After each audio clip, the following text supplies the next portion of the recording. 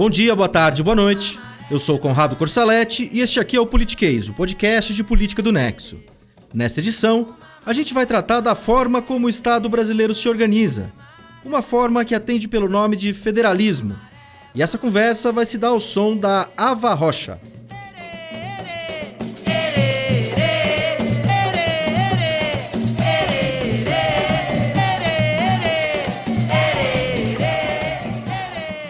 Oficialmente, o Brasil se chama República Federativa do Brasil. República é a forma de governo que se contrapõe à monarquia. Federativa porque é um país formado por unidades autônomas, com governo próprio. Aqui no Brasil, essas unidades são os governos estaduais e municipais. Em resumo, é um país com o poder descentralizado, pelo menos no papel.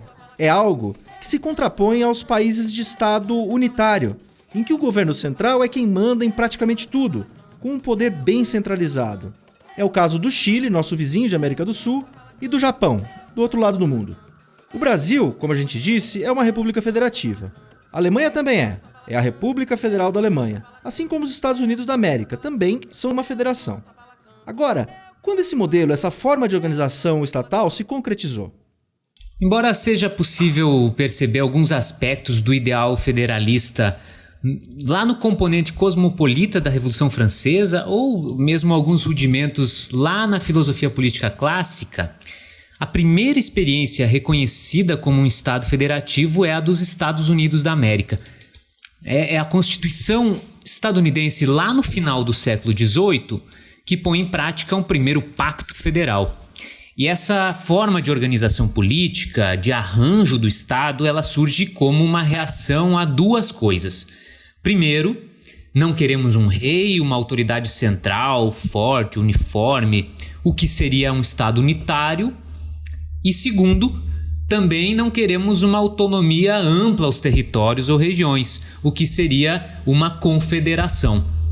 E o caso americano é basicamente o resultado desse conflito político entre aqueles que defendiam poderes mais independentes às antigas colônias e aqueles que buscavam a criação de uma autoridade central mais forte, a União, mas resguardando liberdades importantes aos estados.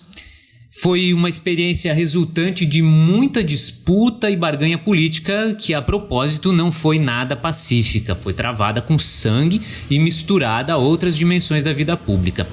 É só depois disso que, na verdade, começa a se formular uma teoria sobre o federalismo. Esse que você acaba de ouvir é o cientista político Júlio Canello, pesquisador do Instituto de Estudos Sociais e Políticos da Universidade do Estado do Rio de Janeiro. A gente perguntou para o Júlio como se deu o processo de federalização do Brasil, já que no Império o Brasil era um Estado unitário. O nosso modelo de federalismo foi inspirado, sim, no exemplo dos Estados Unidos. Afinal, esse era o case da época. Era o exemplo de um país que estava dando certo nas Américas. Ainda durante o segundo reinado e mesmo no período da regência, o caso norte-americano já era uma referência para alguns setores da elite política daquela época.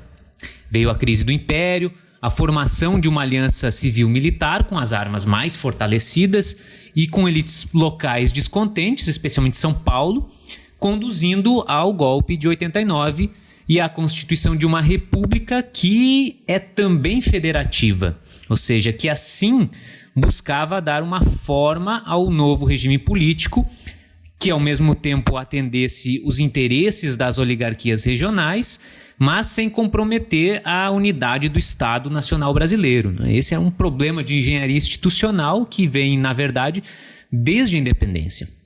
Veja que a inspiração estava até no nosso nome, né? Éramos, na época, os Estados Unidos do Brasil.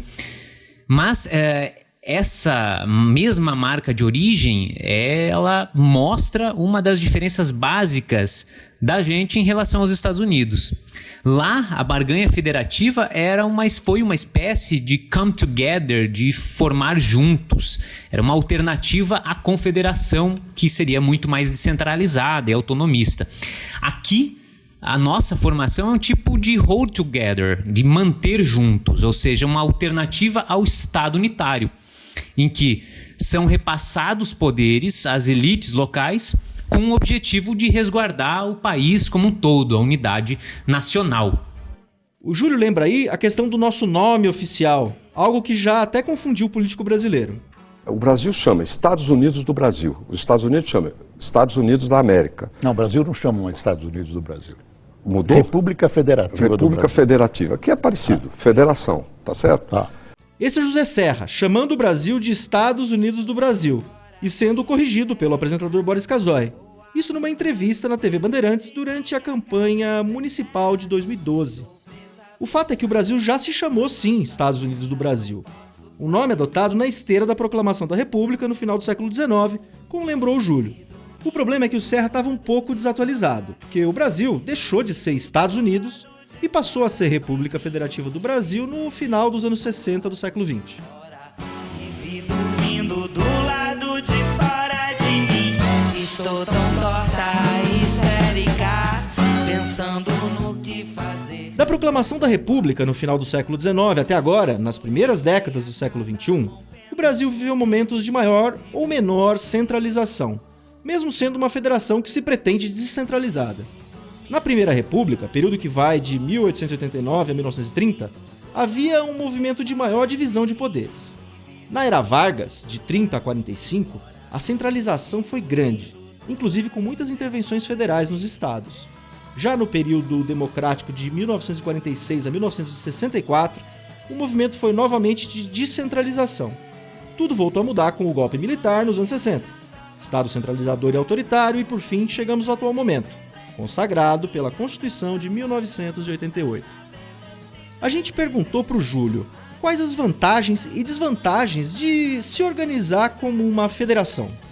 Olha, mesmo de uma forma geral, é difícil afirmar com muita segurança quais são as vantagens e ou desvantagens de uma federação. Isso por uma questão fundamental que precisa ser lembrada. Os estados federais não são todos iguais. Não existe um modelo único, claro ou correto de federalismo. E além disso, o federalismo ele não é sinônimo de democracia, né? Uma coisa pode vir sem a outra.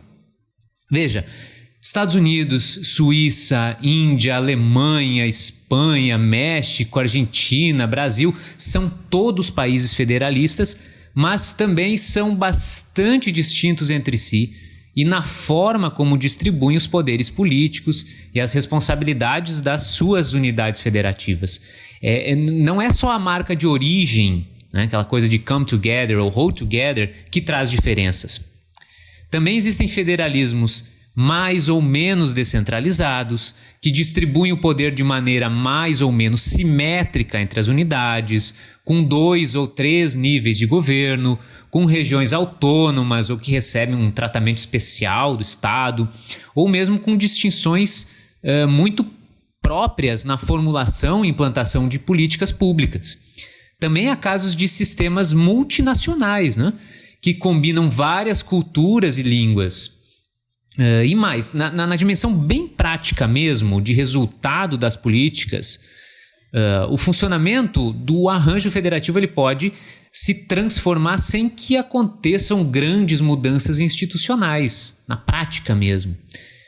Uma boa maneira de pensar isso, além de dicotomias ou tipologias, talvez seja pensando que existe uma espécie de contínuo entre os arranjos federativos, entre aqueles que restringem em maior ou menor grau as capacidades do poder central e da soberania nacional diante das autoridades políticas locais ou regionais. Quer dizer, cenários em que é mais fácil tomar decisões e implantar políticas para o país como um todo, e outros em que é gradativamente mais difícil a realização de ações unificadas diante das autonomias ou mesmo vetos regionais. Então, de um modo geral, as vantagens ou desvantagens de se organizar como uma federação dependem, a meu juízo, de 2 questões que estão entrelaçadas. Primeiro, o quanto as unidades federativas, ou seja, as regiões de um país, são desiguais em questões importantes para a economia, a sociedade, cultura e para o desenvolvimento. E segundo, o quanto a barganha política entre os interesses regionais e interesses nacionais quer segurar ou abrir mão de poderes para resolver ou manter essas mesmas desigualdades.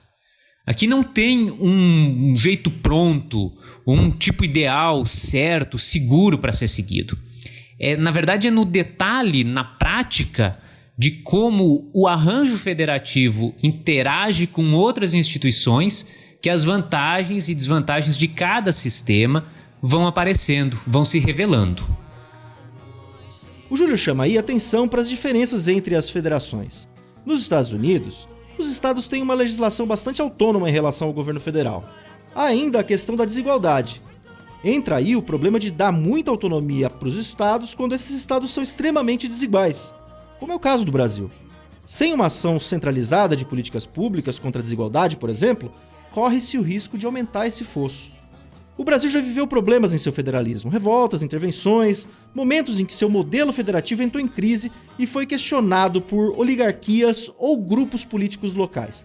Mas a gente passou por essas revoltas sem que houvesse uma secessão territorial, isso num território grande como é o território brasileiro. Ainda existe um pessoal que pede independência de estado, como lá no Rio Grande do Sul, mas é algo bem residual.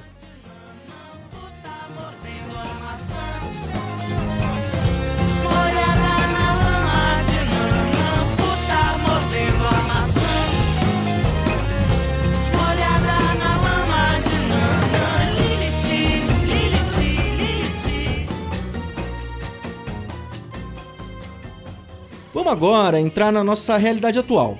A nossa República Federativa do Brasil tem 3 entes federativos: o governo federal, também conhecido como União, os estados e os municípios. Municípios, aliás, que ganharam uma grande autonomia, se tornando um ente federativo com a Constituição de 1988. Cada um desses entes tem o seu mandatário executivo e seu parlamento, e tem uma série de atribuições. Como são essas atribuições hoje? Como as responsabilidades se dividem no nosso chamado Pacto Federativo? É a Constituição da República que define, de um modo geral, como as atribuições e responsabilidades políticas e administrativas estão divididas entre a União, os estados e os municípios. Existe um conjunto de questões que são de competência comum, como saúde pública, educação, cultura, moradia e mesmo combate à pobreza. E nesse âmbito, nós também temos a legislação concorrente, ou seja, quando os estados e municípios tratam sobre temas que não são enfrentados no nível federal. Mas temos também um conjunto de assuntos que somente a União pode legislar. Como exemplo, direito penal, direito civil, sistema monetário, política cambial, trânsito, exercício de profissões, alguns tipos de impostos e tributos, entre outras coisas. Na verdade, a extensão maior dos assuntos que podem ser tratados por lei são decididos nacionalmente pelo Congresso Nacional. A maior parte da formulação de políticas públicas também acontece na esfera do governo federal. E na outra ponta, nós temos os municípios, que podem legislar sobre assuntos locais, tributos de sua competência, organização da cidade, que é muito importante, saneamento, moradia, controle de uso do solo urbano, proteção ao patrimônio histórico, cultural, local e outras coisas. E no final, para os estados, sobram aquelas competências mais residuais, aqueles assuntos que ficaram de fora ou mesmo temas que são comuns aos municípios e à União. Ainda assim, existem questões muito específicas e muito sensíveis aos estados, como a segurança pública, uma vez que polícias militares e civis estão sob a responsabilidade dessa esfera de governo. No fim das contas, quando a gente compara com exemplos clássicos de federalismo, como os Estados Unidos, a autonomia legislativa dos municípios e estados brasileiros é, sim, muito limitada.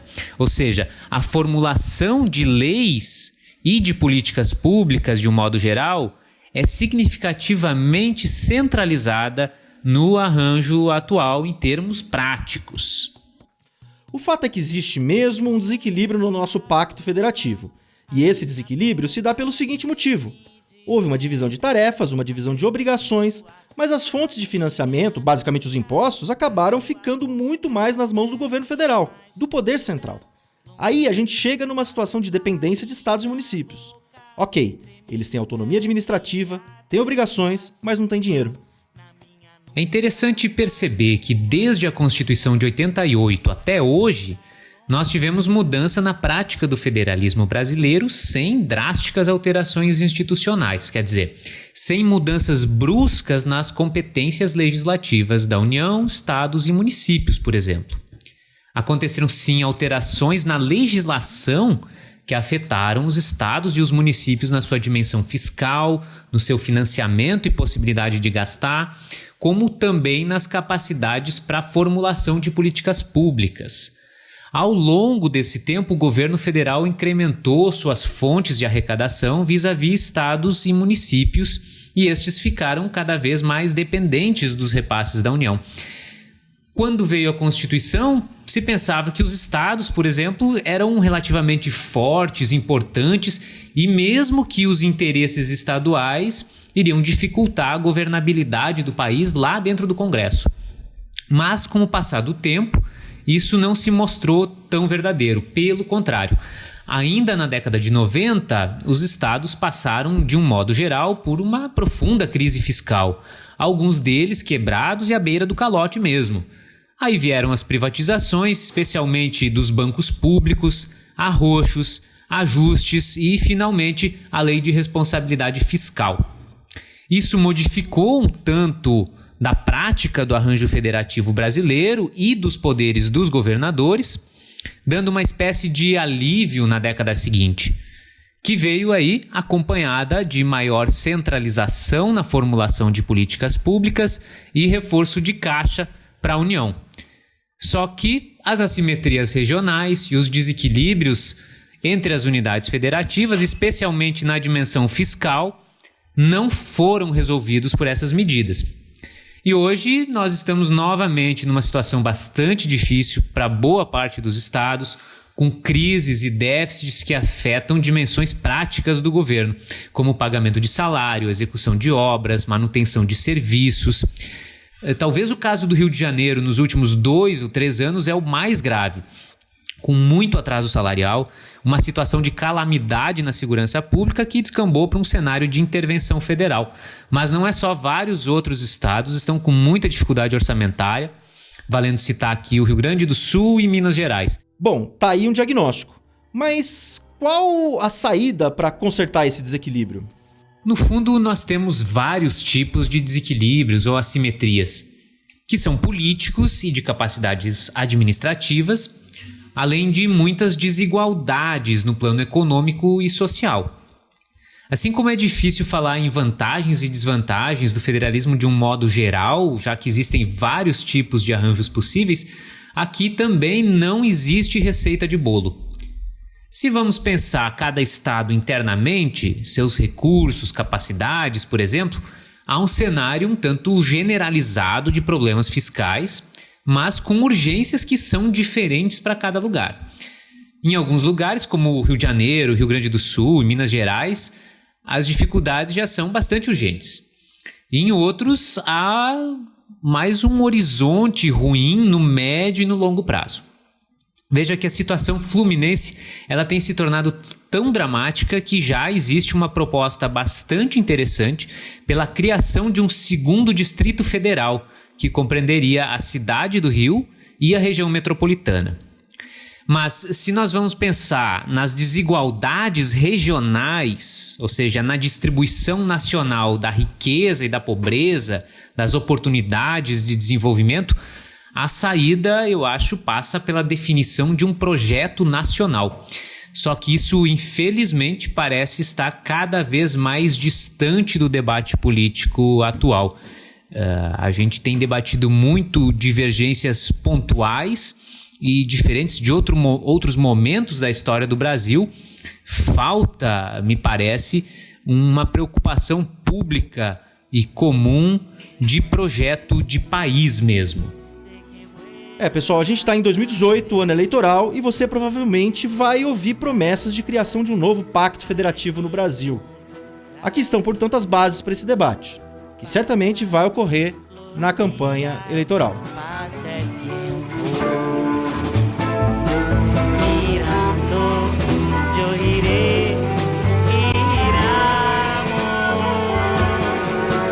las hojas que no dejan de cair.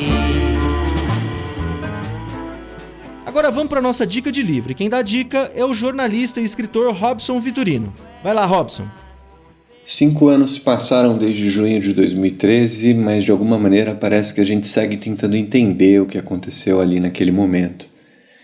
Esse também é o ponto de partida de um ensaio imprescindível, mas ainda pouco estudado por aqui, que é A Forma Bruta dos Protestos, do estudioso da comunicação e jornalista Eugênio Bucci.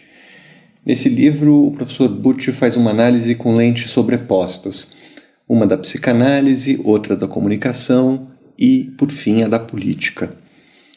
Uma das conclusões brilhantes do trabalho dele é que, em junho de 2013, os brasileiros descobriram uma espécie de experiência estética ao partir para as manifestações. Naquele momento, importava muito menos quais eram as ideias, qual era o projeto político que estava sendo defendido, e muito mais a sensação de prazer, o valor de gozo, como diria Lacan, ao participar das manifestações e ser visto em várias plataformas de comunicação como alguém que estava ali fazendo parte daquele movimento. Isso segue valendo para o debate hoje e esse é o perigo dessa novidade na nossa democracia, segundo o professor Bucci. Isso porque, ao fazer essa adesão imediata por meio dessa experiência estética que nos aproxima ou distancia de alguns políticos, a gente daria muito menos espaço ao debate racional, crítico, de ideias que são colocadas pelos diferentes partidos. Com colaboração de Ricardo Monteiro e músicas da Ava Rocha, a gente chega aqui ao fim de mais um Politiquês. Eu sou Conrado Corsaletti e espero vocês na próxima. Até lá! Além de estar, vamos nadar no mar, nadar sem ver, boiar sem ser.